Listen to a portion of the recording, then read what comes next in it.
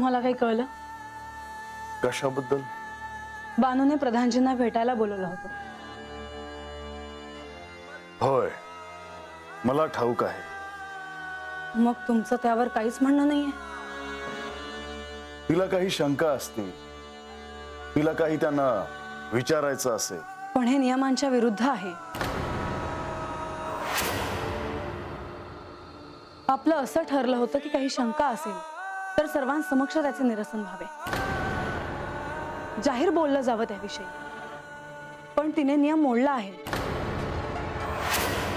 पण बानूने स्वतःच्या पूर्वजन्माविषयीच विचारलं असेल असं आपण मानायचं का? त्याविषयी आपण असा एकदम निष्कर्ष काढणे योग्य नव्हे. पण प्रश्न तर विचारायला हवा.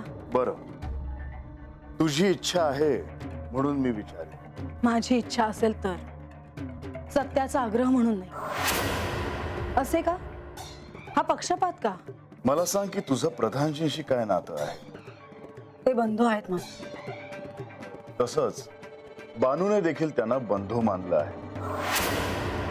नाती दायित्व घेऊन येतात आणि प्रधानजींना मी जेवढं ओळखतो त्यावरून त्यांचं दायित्व म्हणून ते तिला भेटायला गेले असणार. तुम्ही हे स्वीकारणार नाही.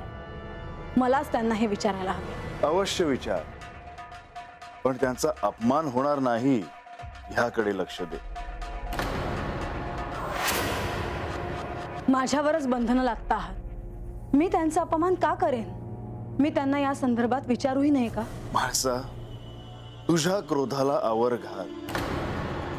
तुझ्या या क्रोधामध्ये तू काही बोलून जाऊ नये म्हणून मी सांगितलं. माझ्या रागाचे एवढे अवडंबर केले आहे तुम्ही सगळ्यांनी. पाहते मी मला काय करायचंय ते.